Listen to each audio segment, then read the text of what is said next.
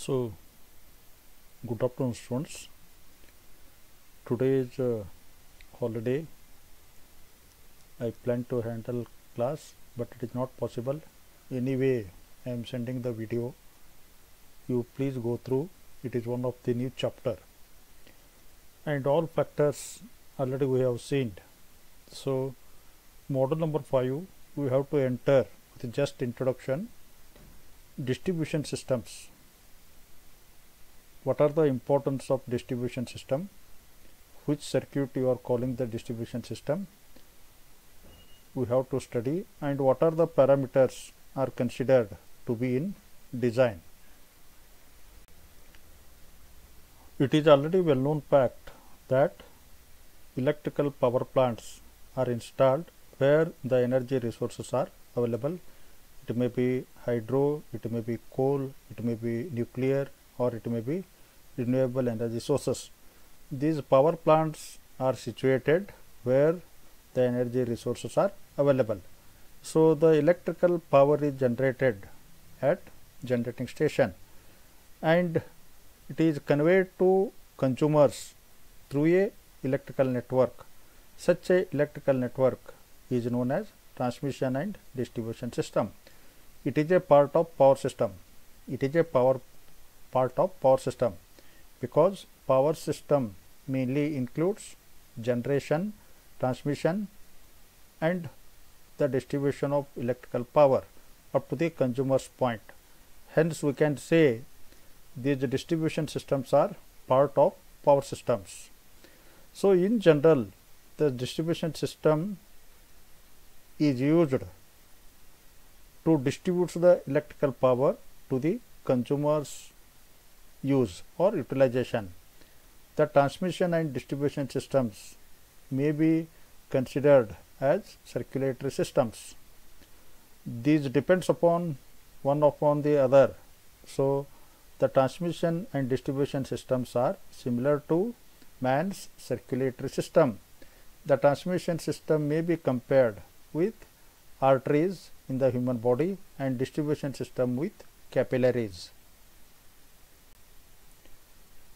So, a typical layout of low tension distribution system is as shown in figure. I told it is the part of power system.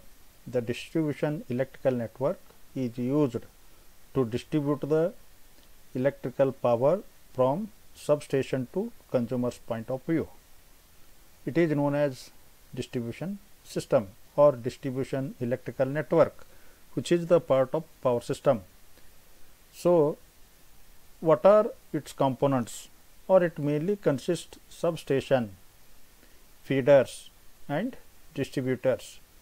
You see there, S represents substation. From the substation, it is given electricity or electrical power supplied to distributor. Distributor through the feeders.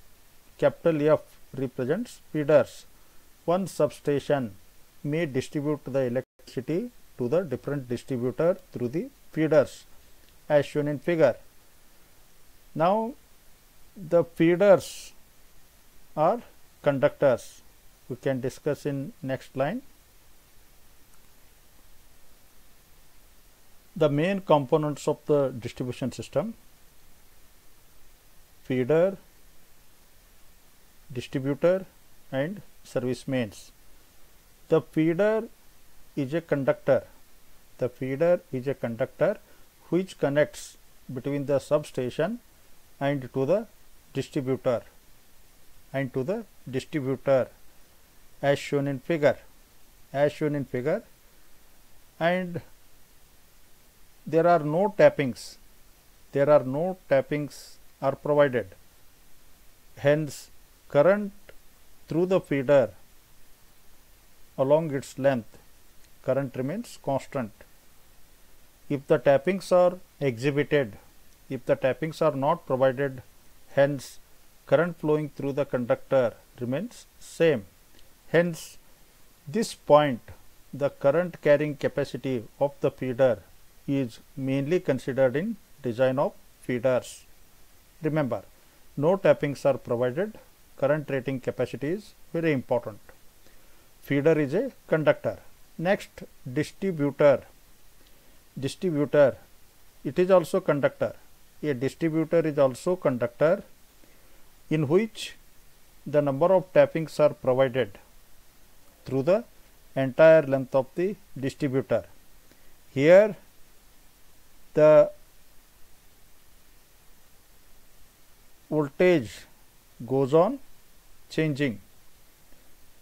Current through the distributor is not constant because of the tappings taken at various places along the length of lines.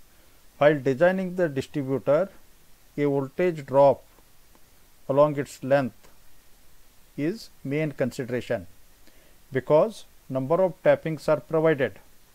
Number of tappings are provided along the entire length. Hence, voltage goes on changing. Voltage goes on changing. This is a main consideration in the design of distributor systems.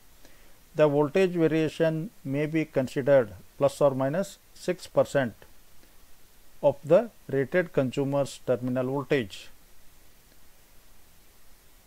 Lastly, service mains. Before going to service mains, where the distributors are there in diagram, AB is the distributor, BC is the distributor, CD and DA. Where the feeder connection ends, feeder connection starts from substation to distribution. Where the feeder end terminals, feeder terminal ends, that is a distributor lies. A distributor lies. From the distributor, the service lines are given.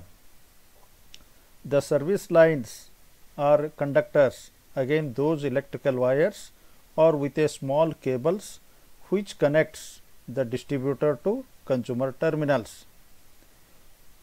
It is the main important which connects the electrical power from distributor to consumer premises or consumer terminals. The consumers may be three-phase users, the consumers may be three-phase users. Next very important concept, the classification of distribution systems. The distribution systems may be classified according to different factors. First one, nature of current. According to the nature of current, the distribution system may be classified as DC distribution system or AC distribution system. At present situation, the AC transmission system becomes much popular in India and all over the world because it may be due to simplicity and it may be due to economical conditions and it may be due to availability of voltage variation as per consumer requirements. These all factors favors the AC distribution system is popular than DC system. But this DC system may be used where it is more essential.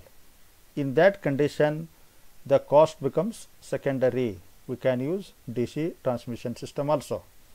Number 2, type of construction. According to the type of construction, the distribution systems may be classified as overhead distribution systems and underground distribution systems. It is also one important criteria as per the AC system concerned or the overhead AC transmission systems are more popular or more useful because the overhead transmission lines are economical compared to overground distribution systems. Approximately it may be 5 to 10 times cheaper than the underground system. Hence, naturally the distribution systems are overhead systems only preparing. But sometimes where overhead lines are not possible due to limitations of the atmospheric conditions, then even though the system is costly, we can go for use of underground cables. That is the idea, sir. Number 3, scheme of connections. According to the scheme of connections, the distribution system may be classified as radial system, ring main system, interconnected system. Each schemes are having their own advantages and disadvantages. So all of you prepare this introduction class. Next class we are going to see these different type of systems with primary and secondary distribution, sir. Thank you to one and all.